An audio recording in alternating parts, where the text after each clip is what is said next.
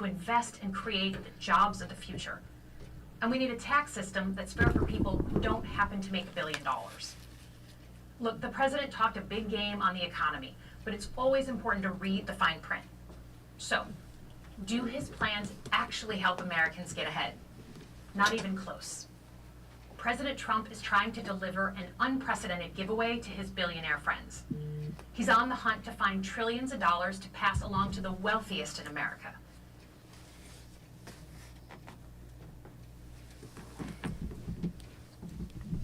And to do that, he's going to make you pay in every part of your life. Grocery and home prices are going up, not down. And he hasn't laid out a credible plan to deal with bring our supply chains back home from places like China. We need to give American businesses the certainty they need to invest and create the jobs of the future. And we need a tax system that's fair for people who don't happen to make $1 billion. Look, the president talked a big game on the economy, but it's always important to read the fine print. So, do his plans actually help Americans get ahead? Not even close. President Trump is trying to deliver an unprecedented giveaway to his billionaire friends. He's on the hunt to find trillions of dollars to pass along to the wealthiest in America. And to do that, he's going to make you pay in every part of your life. Grocery and home prices are going up, not down, and he hasn't laid out a credible plan to deal with either of those. His tariffs on allies like Canada will raise prices on energy, lumber, and cars, and start a trade war that will hurt manufacturing and farmers.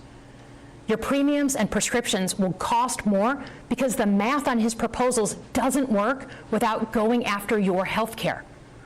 Meanwhile, for those keeping score, the national debt is going up, not down. And if he's not careful, he could walk us right into a recession. And one more thing.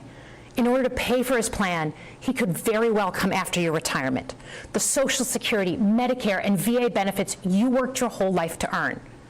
The president claims he won't, but Elon Musk just called Social Security the biggest Ponzi scheme of all time. While we're on the subject of Elon Musk, is there anyone in America who is comfortable with him and his gang of 20-year-olds using their own computer servers to poke through your tax returns, your health information, and your bank accounts? No oversight, no protections against cyber attack, no guardrails on what they do with your private data. We need a more efficient government. You want to cut waste? I'll help you do it. But change doesn't need to be chaotic or make us less safe. The mindless firing of people who work to protect our nuclear weapons, keep our planes from crashing, and conduct the research that finds the cure for cancer, only to rehire them 2 days later? No CEO in America could do that without being summarily fired. Okay, so we've talked about economic security. How about national security?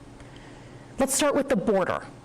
As someone who spent my whole career protecting our homeland, every country deserves to know who and what is coming across its border. Period. Democrats and Republicans should all be for that. But securing the border without actually fixing our broken immigration system is dealing with the symptom and not the disease. America is a nation of immigrants. We need a functional system keyed to the needs of our economy that allows vetted people to come and work here legally. So I look forward to the president's plan on that. Because here's the thing, today's world is deeply interconnected. Migration, cyber threats, AI, environmental destruction, terrorism. One nation not face these issues alone. We need friends in all corners, and our safety depends on it. President Trump loves to say peace through strength. That's actually a line he stole from Ronald Reagan. But let me tell you, after the spectacle that just took place in the Oval Office last week, Reagan must be rolling in his grave. We all want an end to the war in Ukraine, but Reagan understood that true strength required America to combine our military and economic might with moral clarity. And that scene in the Oval Office wasn't just a bad episode of reality TV. It summed up Trump's whole approach to the world. He believes in cozying up to dictators like Vladimir Putin and kicking our friends like the Canadians in the teeth. He sees American leadership as merely a series of real estate transactions. As a Cold War kid, I'm thankful it was Reagan and not Trump in office in the 1980s. Trump would have lost us the Cold War. Donald Trump's actions suggest that in his heart, he doesn't believe we're an exceptional nation. He clearly doesn't think we should lead the world. Look, America is not perfect, but I stand with the majority of Americans who believe we are still exceptional, unparalleled. And I would rather have American leadership over Chinese or Russian leadership any day of the week. Because for generations, America has offered something better. Our security and our prosperity, yes, but our democracy, our very system of government, has been the aspiration of the world. And right now, it's at risk. It's at risk when the president decides you can pick and choose what rules you want to follow, when he ignores court orders and the Constitution itself, or when elected leaders stand by and just let it happen. But it's also at risk when the president pits Americans against each other, when he demonizes those who are different and tells certain people they shouldn't be included. Because America is not just a patch of land between two oceans.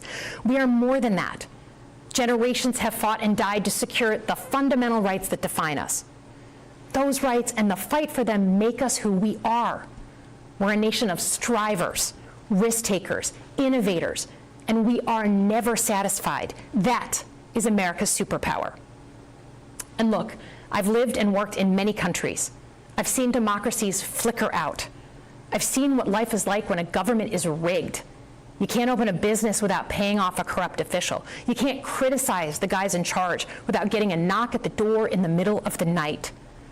So as much as we need to make our government more responsive to our lives today, don't for one moment fool yourself that democracy isn't precious and worth saving. But how do we actually do that? I know a lot of you have been asking that question. First, don't tune out. It's easy to be exhausted, but America needs you now more than ever. If previous generations had not fought for this democracy, where would we be today? Second, hold your elected officials, including me, accountable. Watch how they're voting. Go to town halls and demand they take action. That's as American as apple pie. Third, organize. Pick just one issue you're passionate about and engage. And doom scrolling doesn't count. Join a group that cares about your issue and act. And if you can't find one, start one. Some of the most important movements in our history have come from the bottom up. In closing, we all know that our country is going through something right now. We're not sure what the next day is going to hold, let alone the next decade. But this isn't the first time we've experienced significant and tumultuous change as a country. I'm a student of history, and we've gone through periods of political instability before. And ultimately, we've chosen to keep changing this country for the better. But every single time, we've only gotten through those moments because of two things: engaged citizens and principled leaders. Engaged citizens who do a little bit more than they're used to doing to fight for the things that they care about, and principled leaders who are ready to receive the ball and do something about it. So thank you tonight for caring about your country. Just by watching, you qualify as engaged citizens. And I promise that I and my fellow Democrats will do everything in our power to be the principled leaders that you deserve. Good night, everyone.